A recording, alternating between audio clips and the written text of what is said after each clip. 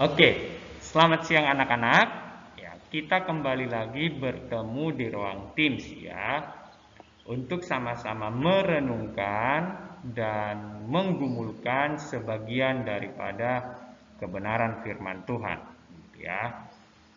Sebelum kita mulai pembacaan firman Tuhan ya, sebelum kita mulai merenungkan begitu, kita akan sama-sama buka chapel kita siang hari ini di dalam doa.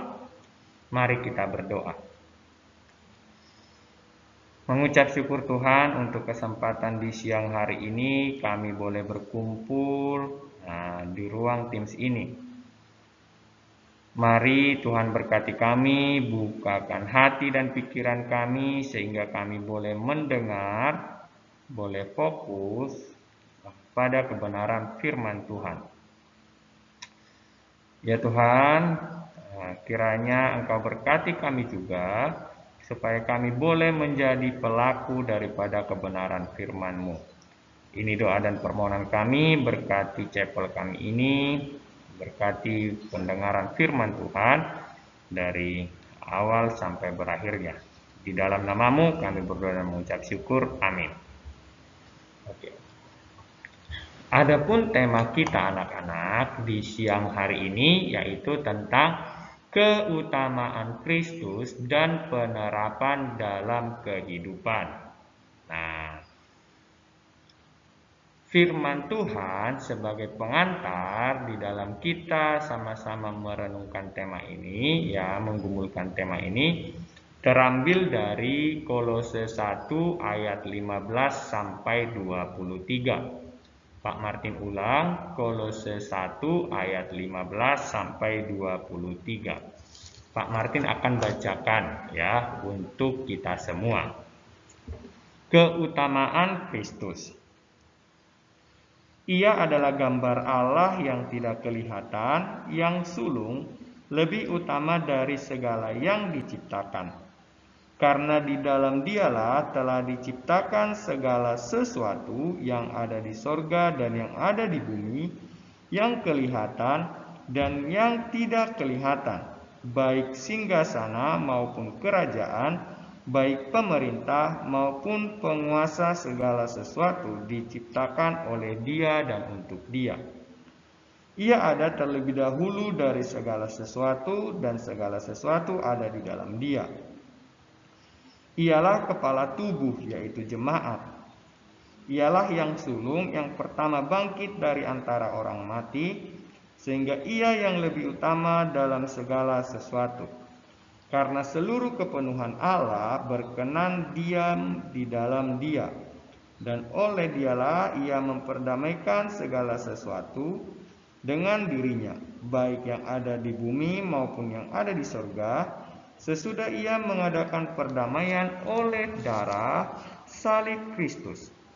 Juga kamu yang dahulu hidup jauh dari Allah dan yang memusuhinya dalam hati dan pikiran, seperti yang nyata dari perbuatanmu yang jahat, sekarang diperdamaikannya di dalam tubuh jasmani Kristus oleh kematiannya, untuk menempatkan kamu kudus dan tak bercela dan tak bercacat di hadapannya.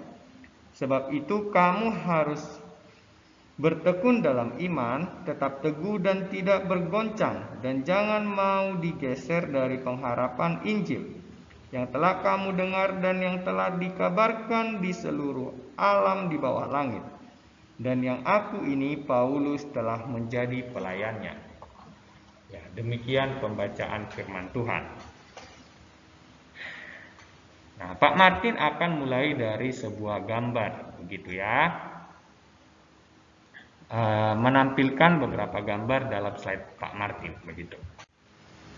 Nah, ini adalah gambar buah-buahan yang mungkin kita sering temukan di pasar, begitu ya, atau sering kita beli, sering kita makan, begitu. Nah, ini adalah gambar bunga yang indah di sebuah taman, gitu ya, dengan berbagai corak dan berbagai warna. Ini adalah salah satu pulau ya yang begitu indah yang ada di Indonesia. Nah, sedangkan ini adalah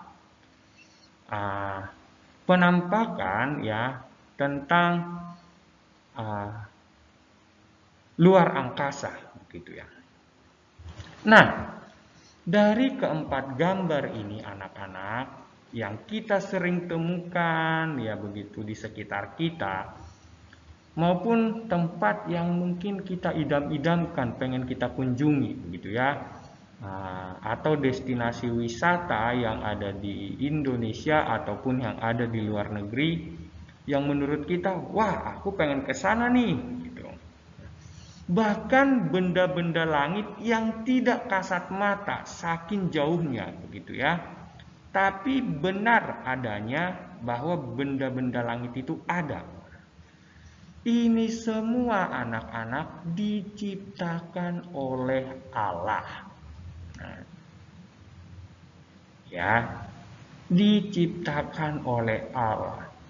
Buah yang beragam, ya, corak dan warna bunga yang begitu menarik hati begitu ya. Ini semua adalah ciptaan Allah.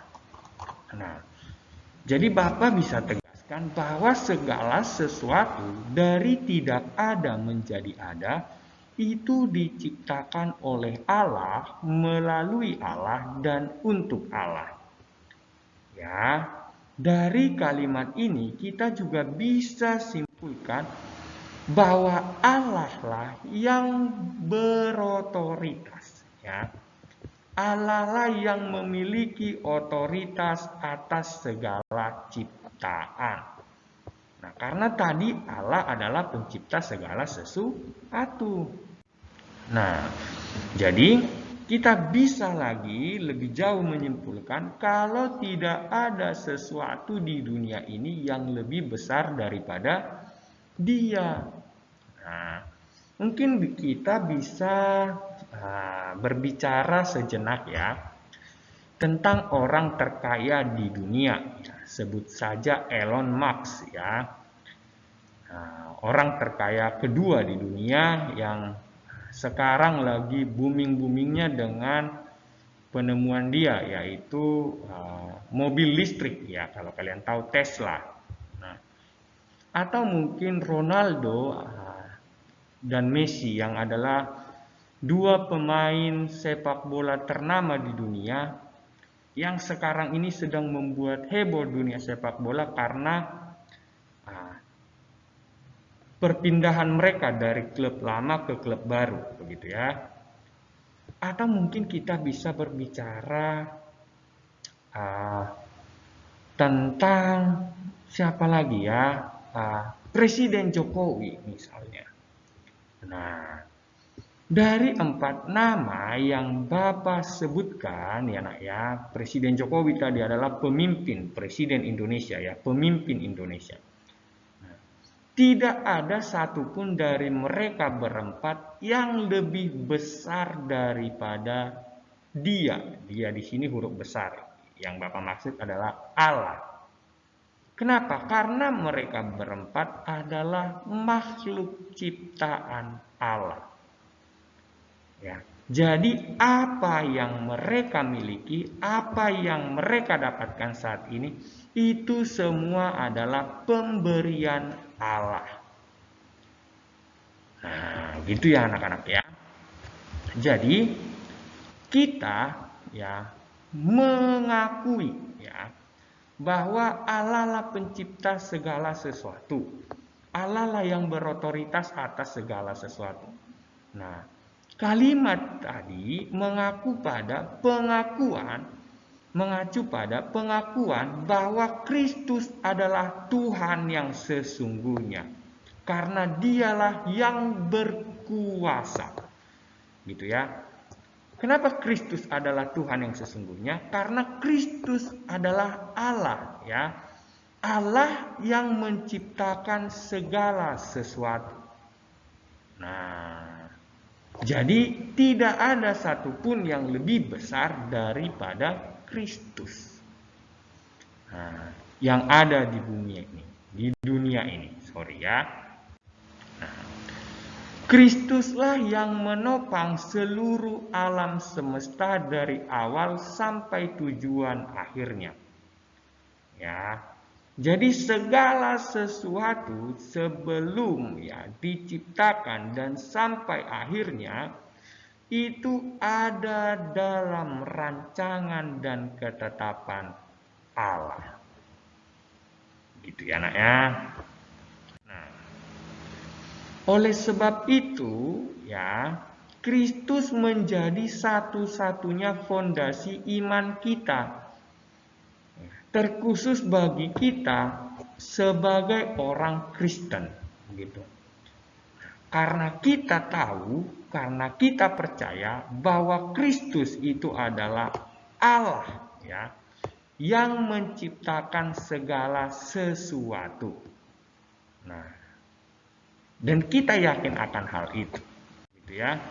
Nah, kita tahu anak-anak, Kristuslah yang menciptakan kita, ya.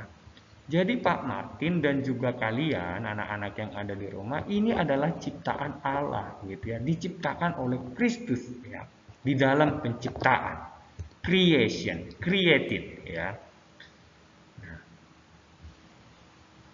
setelah kita diciptakan, ya, anak-anak, Kristus juga, ya, karena selama kita hidup, ya, dari kita lahir pun kita sudah memiliki natur dosa, begitu ya. Terus kita hidup di dalam dosa, mungkin dosa favorit atau dosa yang sengaja kita lakukan, begitu ya, atau dosa apa lagi, begitu ya. Nah, tapi kita telah ditebus, ya, diselamatkan. Kita diselamatkan, sehingga kita menjadi manusia yang baru, memiliki kehidupan yang baru. Nah, jadi Kristus menciptakan kita, ya, menciptakan kita. Nah, Kristus juga, ya anak-anak, ya, yang memberikan kehidupan baru bagi kita melalui apa? Melalui kematian dan kebangkitannya. Nah, jadi bisa kita bilang, ya, lebih jauh lagi ini kita membahas, Kristus itu adalah kepala gereja. Nah, gereja yang dimaksud ini apa, Pak? Apakah bangunannya? Bukan. Tapi kita orang-orang percaya, ya. Orang-orang yang meyakini keberadaannya dan mengakui bahwa Dia adalah Allah. Nah, oleh sebab itu anak-anak, kita sebagai gereja, ya, harus bergantung penuh untuk setiap aspek kehidupan kita. Kepada siapa? Kepada Kristus. Karena kita tidak mungkin melakukan segala sesuatu tanpa kehendak Kristus. Pak Martin hari ini tidak akan mampu, tidak akan bisa menyampaikan firman Tuhan jika bukan karena penyertaan Kristus, gitu ya. Nah, jadi kita sebagai orang Kristen, sebagai orang percaya, kita itu harus tinggal tadi di dalam Kristus, karena Kristus adalah kepala. Jadi kalau kita tidak tinggal diam di dalam Kristus anak-anak, maka kita itu sedang memutuskan kehidupan kita sendiri. Nah, sama ketika kita meninggalkan Kristus, berarti kita telah mati secara rohani, begitu ya. Telah mati. Nah, bayangkan ini anak-anak, kalau kalian hidup tanpa kepala, wah, gimana itu? Nggak bisa kan? Nggak bisa anak-anak, ya. Pak Martin hidup tapi nggak ada kepalanya. Makan gimana? Melihat gimana, begitu ya. Berpikir gimana? Otaknya nggak ada karena sudah terputus antara kepala dan juga badan, begitu. Nah, jadi demikian kita hidup sebagai orang Kristen dan orang percaya, kita tidak boleh meninggalkan atau kita tidak bisa memisahkan, memutuskan, ya, diri kita dengan Kristus. Tidak bisa anak-anak. Karena Kristus adalah kepala, jadi kita harus tinggal di dalam Dia yang adalah gereja. Begitu. Nah, Bapak ada sebuah pertanyaan. Apakah kita sudah bergantung penuh kepada Allah? Nah, kalau kita percaya kepada Kristus, percaya kepada Allah, apakah selama ini anak-anak kehidupan kita sudah bergantung penuh kepada Allah? Begitu ya. Atau mungkin Allah itu, Kristus itu hanya ada di hari Minggu, dan itu pun ada saat aku beribadah. Begitu ya. Pas Pak Martin masuk, oke, aku memuji Tuhan, berdoa kepada Tuhan. Setelah keluar, wah, mulutku sudah tidak karu-karuan. Wah, pergaulanku sudah tidak ada batas. Itu salah. Berarti kita tidak menunjukkan kebergantungan kepada Allah. Ya.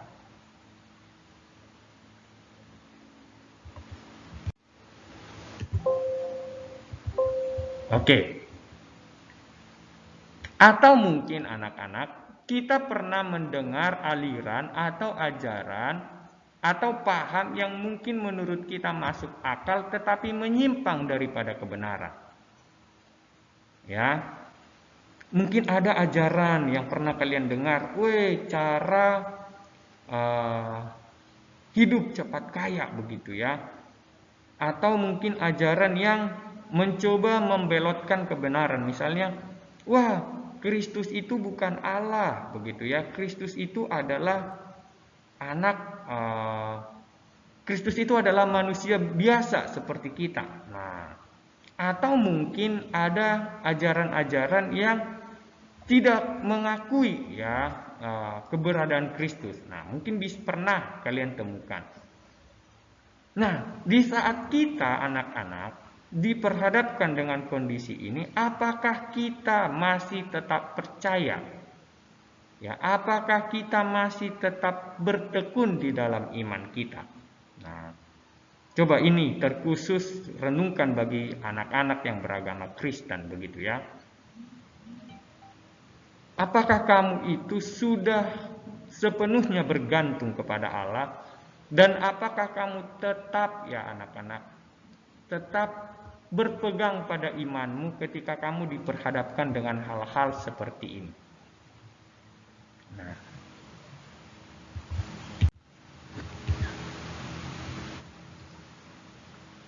atau lebih jauh Pak Martin menanyakan kepada kalian gitu ya. Bagaimana kita meresponi keberadaan Tuhan di dalam seluruh aspek kehidupan kita? Nah, apakah Allah, apakah Kristus sudah jadi yang terutama? Atau selama ini anak-anak kita masih terlalu sibuk dengan hal-hal yang bersifat duniawi ya, yang sebenarnya membuat kita semakin jauh daripada Allah, atau membuat kita semakin meninggalkan Allah. Ya. Pergumulan Pak Martin ya. Pak Martin itu terkadang terjebak begitu ya anak-anak. Terkadang terjebak di dalam penggunaan handphone ini. Begitu ya. Nah, terjebak di dalam penggunaan handphone. Misalnya Pak Martin, nonton YouTube lah dulu. Nah, lihat Instagram lah dulu ya begitu. Masih jam 8. 10 menit lagi lah. Ternyata tidak sadar begitu anak-anak sudah jam 9. Begitu ya. Nah, jadi terkadang Bapak lupa untuk berdoa atau merenungkan firman Tuhan. Nah, atau misalnya di hal lain. Nah, ketika Bapak diperhadapkan dengan dua kondisi. Membaca firman Tuhan atau misalnya pergi dulu bersama teman baru nanti pulangnya. Nah, sebenarnya dari kondisi ini kita bisa melihat mana yang lebih utama. Nah, kalau kalian biasa bilang prioritas. Nah, kalau cewek kalian yang jadi prioritas, pasti saat cewek minta ketemuan, langsung cepat begitu ya. Nah, apakah kepada Tuhan kita lebih dari itu? Nah, atau malah Tuhan di bawahnya itu? Misalnya tadi yang mau gereja ya jam 10, terus ternyata di chat ceweknya, jemput dulu aku di sini begitu ya. Ditinggalkan gerejanya, berangkat jemput ceweknya, terus jalan sama ceweknya, gereja nggak jadi. Nah, gitu ya. Atau misalnya meresponi keberadaan Tuhan ini pun kita bisa melihat dengan kehidupan kita ya anak-anak. Di dalam keseharian kita, lebih jauh lagi Pak Martin bilang, hati dan pikiran. Nah, atau